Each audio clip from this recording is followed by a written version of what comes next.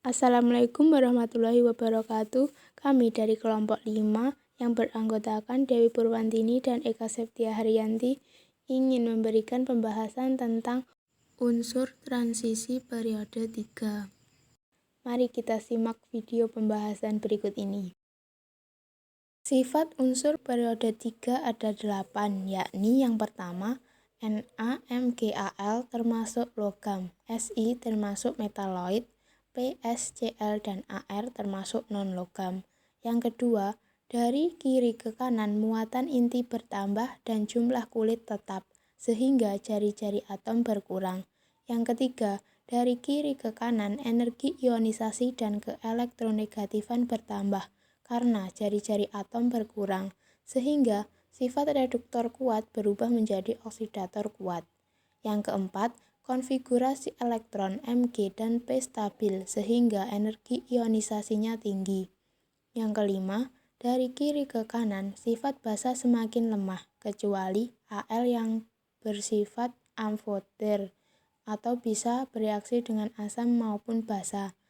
Yang keenam, kekuatan asam oksi bertambah kuat dari Si ke Cl. HClO4 merupakan asam terkuat.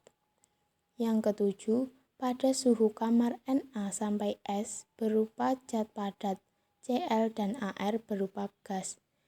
Dan yang kedelapan, titik cair dan titik didihnya mula-mula naik dari Na sampai Si kemudian turun secara drastis.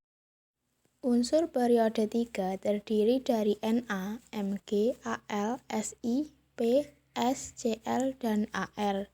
Dari Na sampai Cl terdapat di alam dalam bentuk senyawa klorida, sulfida, sulfat, oksida, silikat, dan fosfat. Sedangkan Ar terdapat bebas di alam. Unsur periode 3 yang pertama adalah natrium atau Na. Natrium adalah unsur ke-6 paling melimpah dalam kerak bumi dan terdapat banyak mineral seperti felspar, sodalit, dan halit atau garam batu NaCl. Natrium tidak terdapat di alam bebas melainkan harus dibuat dari senyawanya. Pada suhu dan tekanan standar natrium adalah logam lunak keperakan yang jika bereaksi dengan oksigen di udara akan membentuk natrium oksida berwarna putih keabu-abuan. Senyawa natrium memiliki kepentingan komersial yang sangat besar, terutama bagi industri yang memproduksi kaca, kertas, sabun, dan tekstil. Magnesium. Magnesium adalah unsur ke-8 yang paling melimpah dalam kerak bumi. Biasanya banyak terakumulasi pada batuan beku. Senyawa magnesium digunakan secara medis. Sebagai obat pencahar umum, antasida misalnya susu magnesia, dan untuk menstabilkan eksitasi saraf abnormal atau kejang pembuluh darah. Dalam kondisi seperti eklamsia, magnesium bereaksi dengan air pada suhu kamar, meskipun bereaksi jauh lebih lambat daripada kalsium. Magnesium juga bereaksi secara eksotermik dengan kebanyakan asam seperti asam klorida HCl. Aluminium. Aluminium adalah unsur ketiga terbanyak dalam kerak bumi.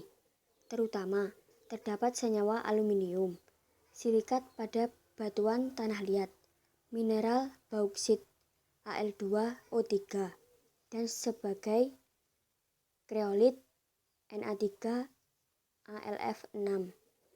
Aluminium banyak digunakan untuk membuat berbagai jenis logam campur dan alat-alat rumah tangga. Reaksi antara aluminium dengan udara sangat ekstrem.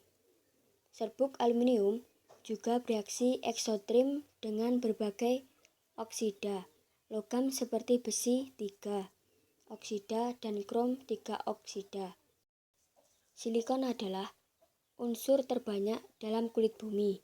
Terdapat sebagai silika dan mineral silikat. Salah satu bentuk silika adalah kuarsa, SiO2. Silikon banyak digunakan sebagai semikonduktor pada berbagai alat seperti transistor, sel matahari, komputer, dan lain-lain. Juga digunakan untuk bahan membuat kaca. Fosfor. Fosfor adalah bahan ke-12 terbanyak di dalam kerak bumi. Terdapat dalam berbagai jenis batuan fosfat. Mineral fosfor terpenting adalah fluorapatit, CaF2 atau CaF5, PO4, 3F. Senyawa fosfor penting juga untuk membuat pupuk fosfat, yaitu yang mengandung kalsium.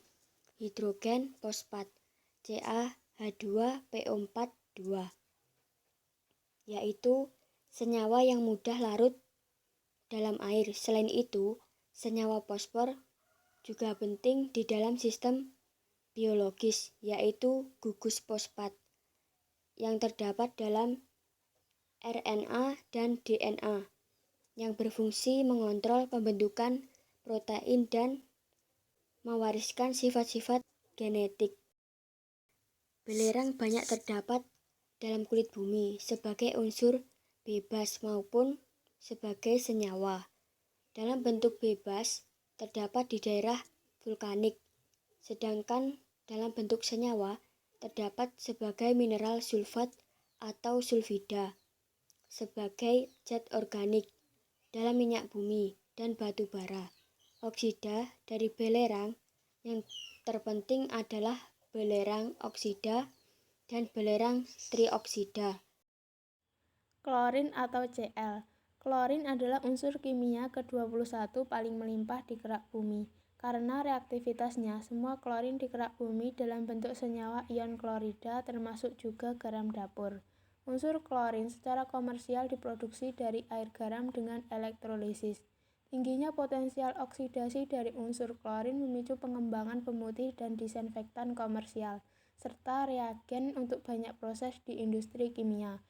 Dan unsur periode 3 yang terakhir adalah argon atau Ar. Argon adalah gas mulia terbanyak di dalam kerak bumi dengan kandungan 0,00015% dari kerak. Argon tak berwarna, tak berbau, dan tidak mudah terbakar, serta tidak beracun dalam kondisi padat, cair, maupun gas. Argon diproduksi secara industri melalui distilasi fraksi udara cair. Argon banyak digunakan sebagai gas pelindung inert dalam pengelasan dan proses industri bersuhu tinggi. Sekian video pembahasan dari kelompok kami. Apabila ada kurang lebihnya, mohon maaf yang sebesar-besarnya. Wassalamualaikum warahmatullahi wabarakatuh.